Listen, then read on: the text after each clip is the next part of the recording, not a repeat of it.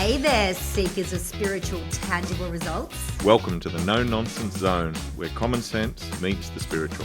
I'm Jason Parks. I'm Emma Romano, your unapologetically real spiritual guides. We don't sugarcoat, we don't dance around the woo-woo, we just deliver the raw, kick-ass truth. Join us each episode as we dive deep into the mystical, cut through the bullshit, and show you how to manifest the tangible results you've been craving for. No fluff, no filters, just two mentors on a mission to elevate your mind, body and soul. Get ready to transform your life like never before. This is Soul Aligned Results, where spirituality meets the real world. Welcome everybody, this is Emma Romano and the amazing Jason Parks. Yay, we're Soul Aligned Results. And we've got a doozy of a podcast for you today. I'm going to get Jason to introduce it and tell a little bit about it. Go for it, Jason. So I thought what we'd do is we'd talk a little bit about comparison. Mm-hmm. And as a spiritual practitioner, what its role is and how we interact with it. So I was at training the other night and I got asked this fantastic question. And it was simply, I look at my business and what it's doing, and then I look at what other people in the field are doing, and then I just fall into this comparison about, oh, my stuff's not doing that well. I should be bigger. I should be doing this. I should be doing that. And then they said, well, do you have that problem? How do you deal with it? And I realized that I don't. Not because I'm particularly clever, but because the way in which I've set myself up is different. So I used to have that problem, and then I solved it. So the way in which I think we can deal with that, which is it's an amazing question, is that we have to understand the place of comparison versus inspiration. This is huge. Yeah. So, yeah. Sorry, Emma, you're going to say?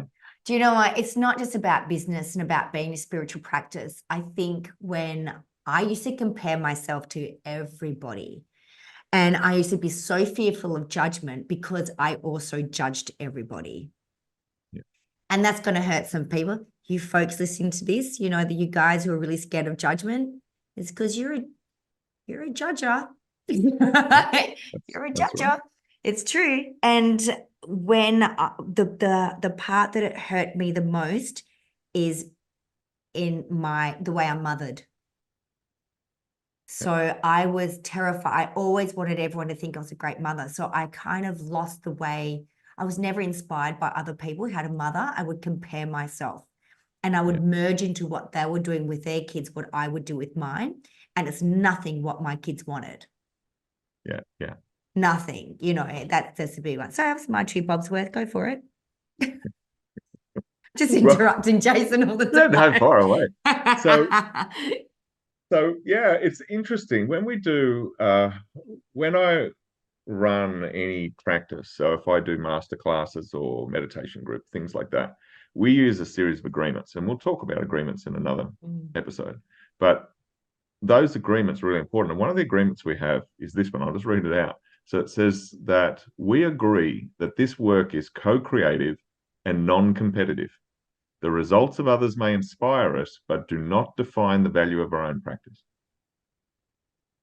And it's such an important point in practice because most of the time we sit there, you often see in groups, we've all had that experience where the floor will open up. And it's like, who would like to say something or ask questions or whatever? And usually what you get is a whole heap of people trying to outdo each other on how they're much more spiritual and they had more woo-woo in their experience today. They said, well, there's a number of reasons for that. They said some people are more naturally gifted in their perception. So some people just naturally see better. So they're going to see a lot of things. Some people may be natural astral projectors and not aware of it. So they're starting to experience non-physical things. So they're going to have amazing stories to tell. Some people are bullshitting. Some people are making it up because they don't want to look like they don't know anything. Yes. And it's not they don't know anything. They're just not owning what they know. So it's really important. If you sit there and nothing happens, that's okay. That's still valid practice. Said often all that fantasy of all the pictures and everything, you said that's just candy for the brain. I It's love just that. I fluff. love that you say that because I know several people who are so good at their like what they're doing, and they're practitioners, they're spiritual practitioners, but one of them can't see anything. And she Yeah, used to be really upset, like, I should be able to see, I should be able to go. I said to her, don't shame your don't shame the game. yeah, Don't shame the game. It's like you just have another way of doing it. And when she surrendered to her own talents, oh my God, the difference in her in the last year, like she's opened right up. Because I'm like, yeah. it's all Fantastic. perfect. We just all do it differently. It's all perfect.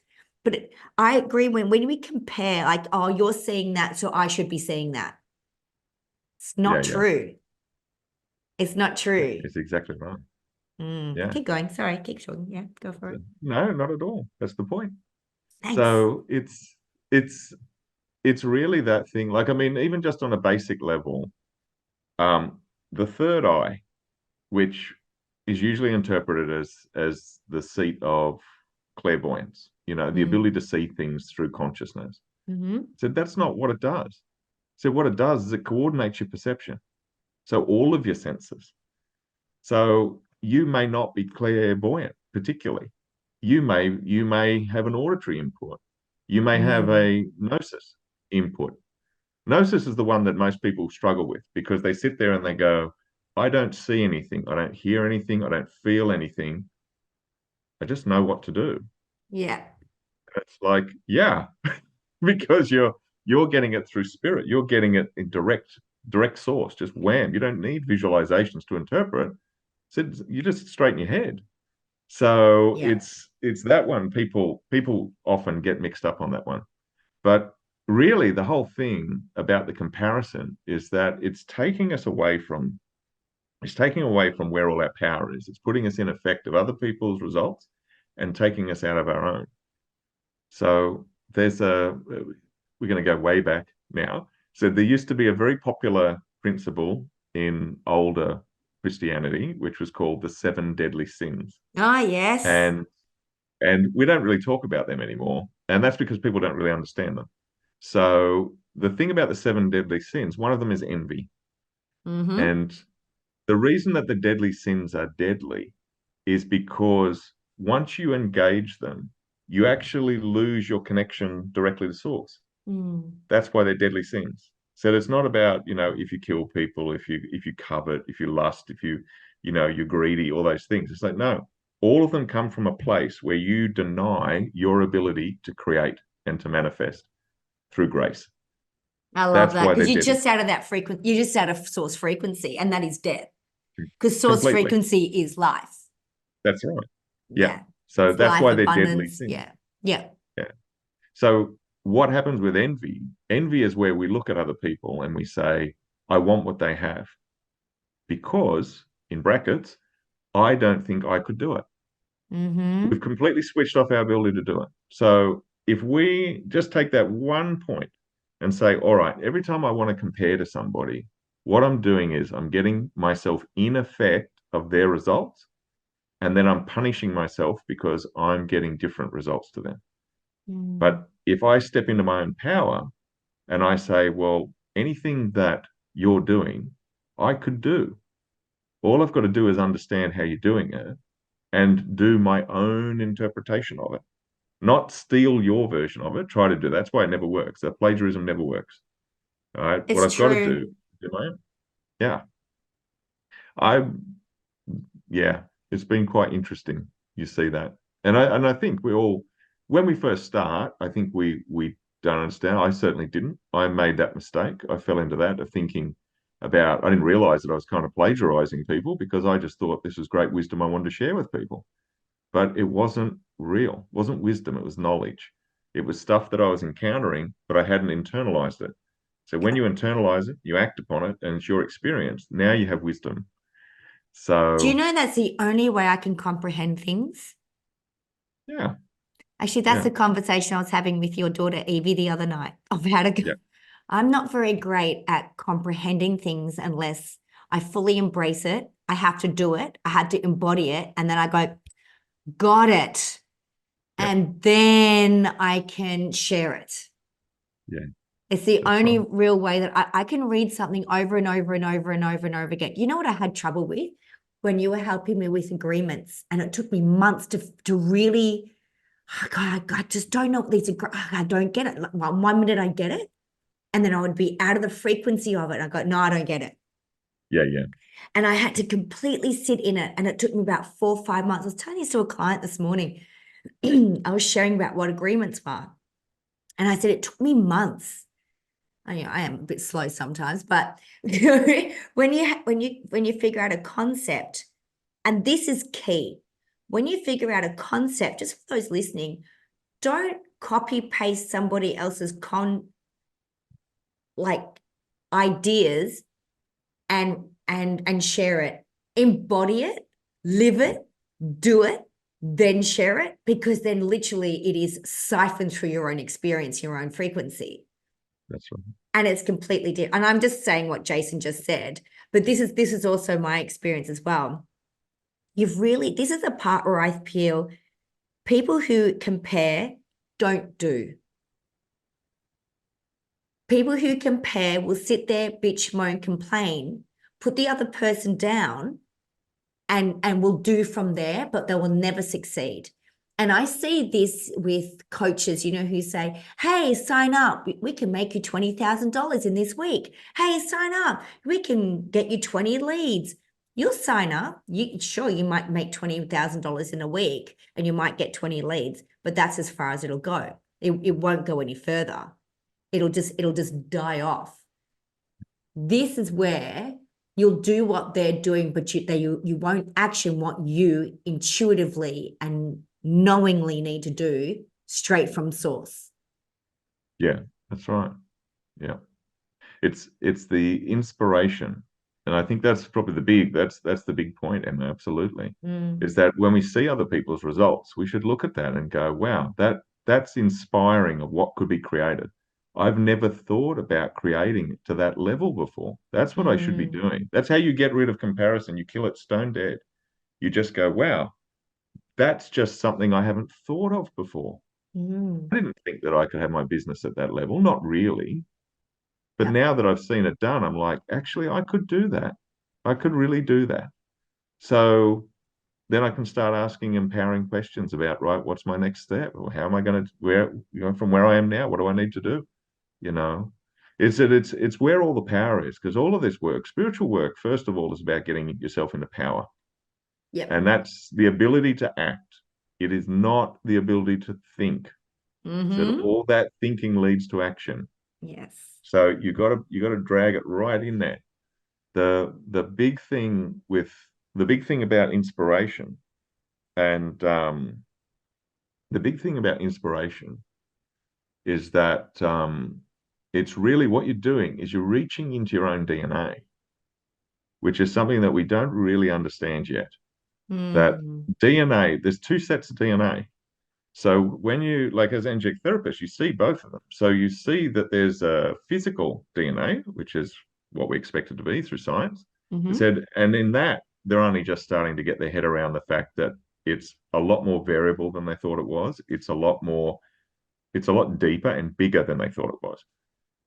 So people are thinking about, oh, they used to think that your DNA was really affecting you.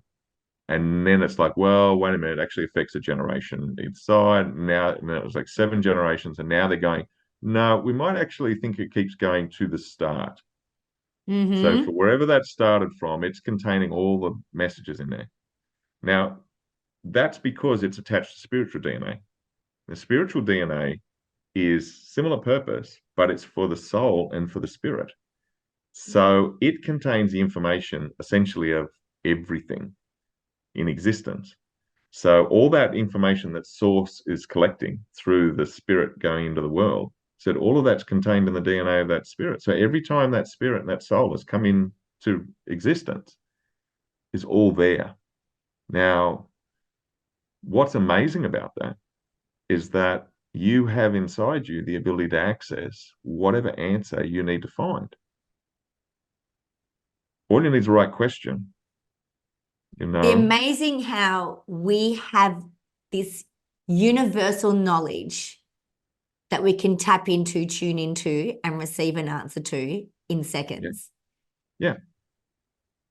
But we're always looking, well, not everyone, but so many are looking outside of ourselves to find it. It's like we were told God is outside of, like God's in heaven, God's outside, source is outside. It's Yeah. it's not. It's in us. Yeah. We That's have a exactly right. direct thread. We have the answers. And this is, I was just saying this, I say this to all my clients. They go, I'm going to think about that. I go, please don't. Yeah, that's right. Please stop thinking. I said, that's what fucked you up in the first place. Like, this is what got you here in the first place and got you all messed up was the thinking. Excuse me. We're not meant to think. We're meant to feel into it and just do. Yeah. Intuitively just go, does that feel good? Yep, then do it. Does it not feel good? Then don't do it. Yeah.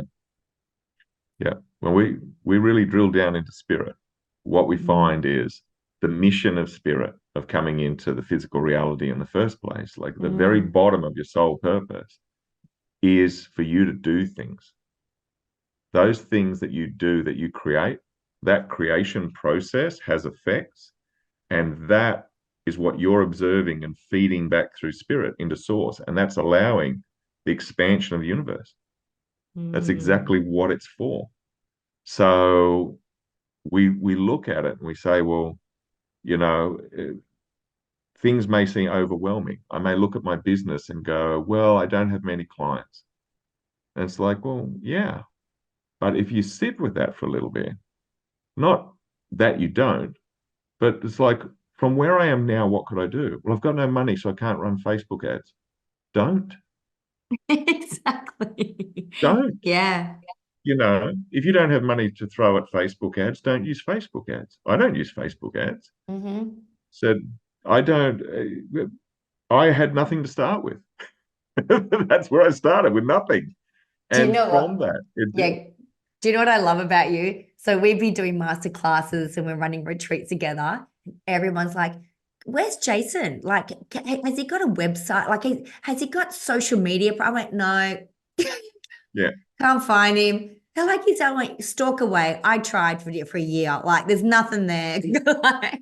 and it's and it's funny because I had the paradigm. Like, I always thought you need such a strong social media presence. No, you don't. yeah, In fact, that you is don't the need one at paradigm. all. Yeah, that's paradigm. People, Mm, everybody believes that because everybody believes that. that's right. Every, And it's not everybody's just true. telling each other, no, it's not. It never was. Said we've changed our relationship with technology. Yeah. Said once upon a time, technology used to serve us. Its purpose was to make our life more meaningful. It Mm, allowed us to be able to, instead of spending a day cleaning a house, we could clean a house in a quarter of a day, and then we had three-quarters of a day to be able to do more meaningful pursuits. That was the purpose of it. But mm. now we have this complete flip, this idea of the economy. You know, you hear people say it all the time. So it's good for the economy. Who gives a fuck about the economy? We don't work for the economy. The economy is an expression of our patterns. So the fact Oh, that, that's big one. Yes, yeah, that's good. but that's what we do everywhere, you know. I want to start a business and I want to be a really good therapist of some sort. Fantastic. I need Facebook ads. No, you don't. You You need to don't. be a really good therapist. 100%. If you're a really good therapist, people will seek you out. So Yeah. otherwise, you have the other problem where lots of people come to you and then you can't deliver on any of it, and then the whole thing falls over. Uh, So yeah, it's an interesting one. I had one other point I wanted to talk about, or mm. 2 points. I'll leave the positive one to the end, but I want to talk about Oh. jealousy briefly. Ah. Go Yeah, on. Talk about because jealousy. so envy is where we cut ourselves off from our ability to create. We get in effect of other people and we start to look at them as separate, and we start to say, okay, I can't have that, but I want that. So now I'm upset about it. When we recognize in ourselves that we are not prepared to do the work Mm. to get what they've got or be who they are, that's where jealousy is. Yeah. It's a self-hatred based upon envy and unfortunately clarity about our lack of integrity. Mm. So when people are jealous at you, with you, whatever, right? When they're being jealous and you're the target, what they're saying is, I want what you've got, but I don't want to do the work. Yeah. And don't you find jealousy is I want what you want, I can't get it, so I'm going to destroy you because there's only one of us can have it. Often. Yeah. You know, like so Often. say if a client, I don't know, say somebody's earning $1 million a year. Well, I want Yeah. $1 million a year.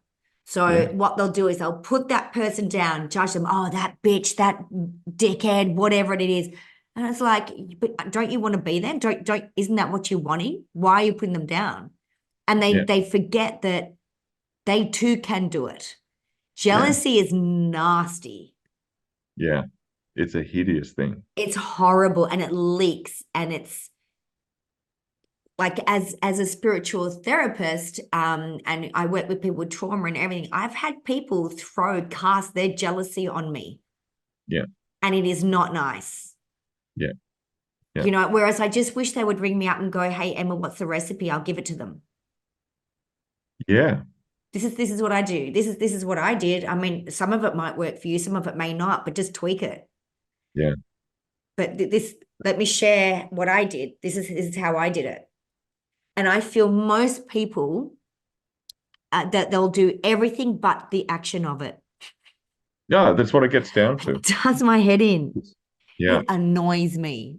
It's my pet hate. Don't keep asking me how I'm doing it if you're not doing it. Yeah. Yeah. I have a very simple principle for that when I work with people is Mm, that you can ask me whatever you want as long as it's coming from your own experience. mm-hmm. So you don't walk up to me and say, what do I think about this? Who cares what I think about this? Yeah.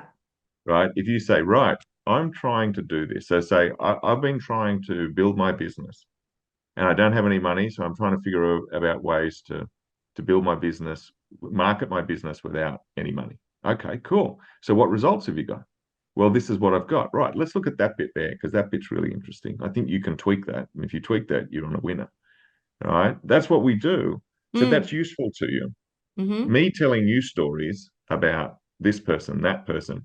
I remember in an old job, we sat there and I remember I got really angry because they were talking about, they were giving examples from like Google and companies like that. And they're like, oh, they did this with their team building and they did that with their team building. And I'm sitting there going, this is pissing me off because the team that I'm in leaves that shit in the dust. The team that I'm in is astonishingly good. I've never seen anything like it in my life. And you guys aren't asking us a fucking question. You're Mm, looking over the fence at the mythical lands of, mm. multinational companies.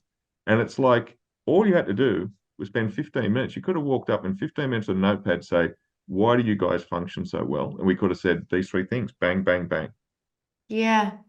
Yeah, but that was never asked. They just tell us fairy tales. And other people's success, if you don't connect it to your own action and your own integrity, it is a fairy tale. It's just another bit of noise in your head that you don't need. So when you look at people, because it's part of comparison, you hold it as a story because you still can't see how it bridges to you. You know, Mm, if you see somebody, if you see somebody do something exceptional, say for example, you're an athlete. Okay, you're an athlete and you're watching another top athlete do something and you watch them make a mistake and then you watch them correct that mistake. mm-hmm. Then you're going to go, I respect that. That's hard to do. That's really hard to do. I don't know if I could have done that, but what they did, I don't know whether I would have thought of it. But you know what? Now I've seen it. That's awesome. I'm going to go away and pull that apart, see if I can make 14 different versions of it. You know?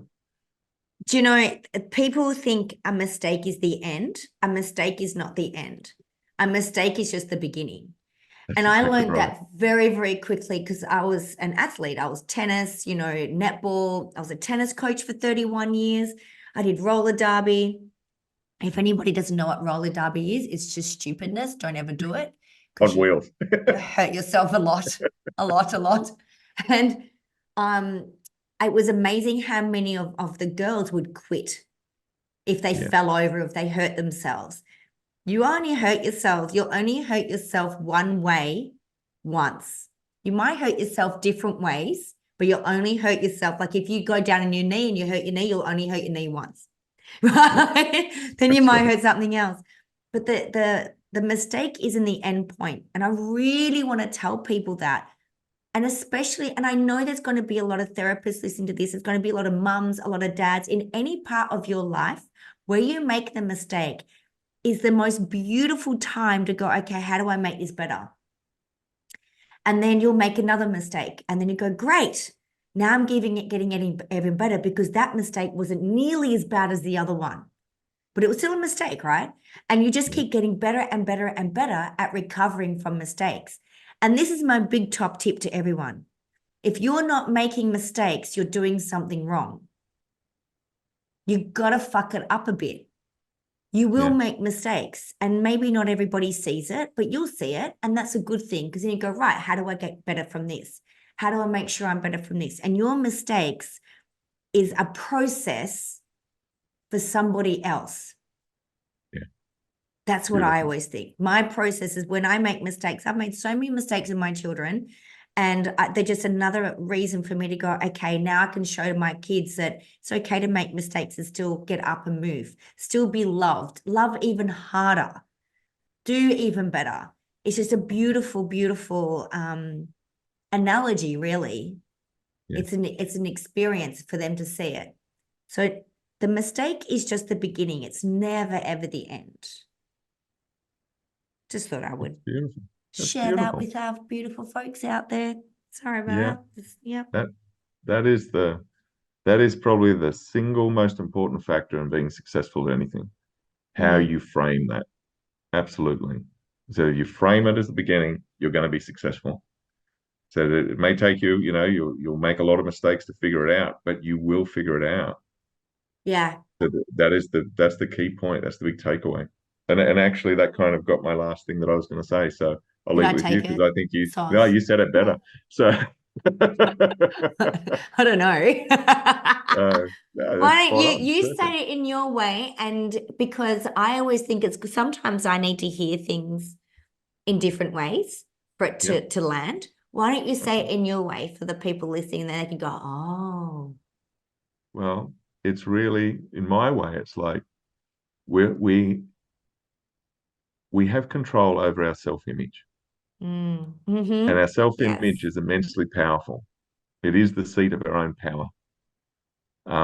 So with that, what we can do is that if we start to create a self-image where I'm a person that decides that I will keep going until I succeed, Mm. that I expect that failure is going to be part of it, that when I see people and I see their success, I don't feel bad for me about it. I feel inspired because what they did to get that success is they reached into universal DNA and pulled out the information they needed to answer the questions, to solve their Mm. problems.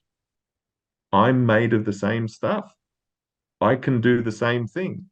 So the only reason I've created the results I've created, because that's just what I've asked for. Not because that's my limit. It's just all I've asked for.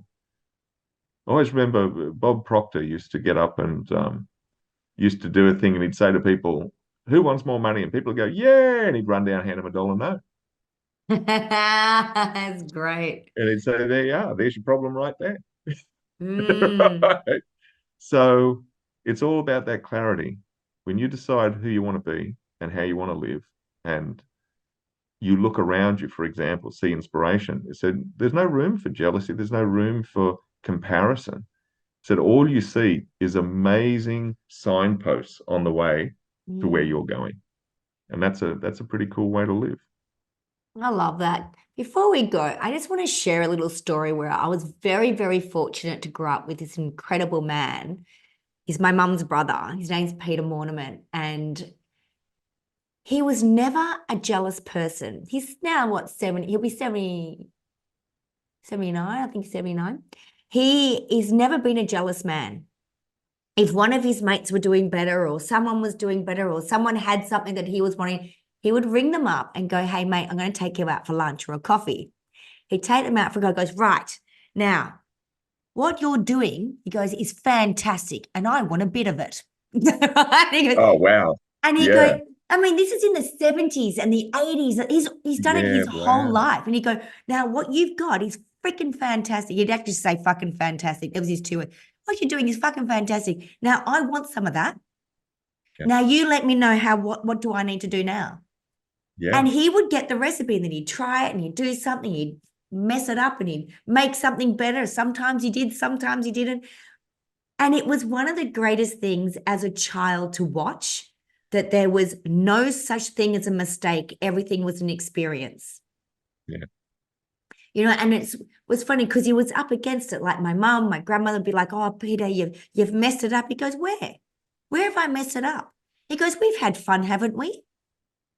And that's exactly what he would say. And he'd always say to me, God, it doesn't matter if we've lost everything. And we had. We went bankrupt. My family were terrible with money.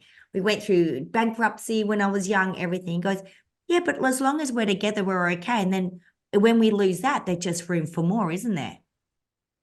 And that's what I grew up with. I grew up with that mentality. And I think Yeah. that That's mentality cool. had a lot to do with my action taking. Yeah. Absolutely. Because I never really saw action taking, but my uncle was he didn't even care if he did it half-assed. He would just do something. Yeah. That's cool. It's cool, isn't it? Yeah. It's very, very cool. So I'm just going to leave that with everything. He Yeah. would Yeah. never Thank compare. you. He was just completely inspired. And then he would go and take that person who inspired him out for lunch or on a phone call or out for coffee. And he would go, right, let me in on it. What do I need to do? What's the recipe? It was freaking brilliant. And that's Yeah. what I encourage everybody to do, listen to here. If there's any part in your life that you feel that you're in lack of, or that you feel that you're comparing yourself, that's a great indicator to go, let's swap that over from that comparison and let's get inspired instead. And when you're inspired, you're in a whole different frequency. Then you're in the abundance frequency. You're in God's source frequency. And then that's when you're in power. And then Yeah. you got to do the do. You got to do the do. You got to Yeah. do the do. Thank you, everybody, for listening to us. We hope we know you enjoyed this podcast. Hope it's bullshit. It was a freaking good podcast. It's We're bloody having fun. amazing. We're enjoying it. Jason, is there anything else you want to say before we leave these amazing people? It's all good. Thank you so much, Emma, and thank you, everyone. Thanks, Greatly everyone. We appreciated. love you. We'll see you soon in the next podcast. Bye.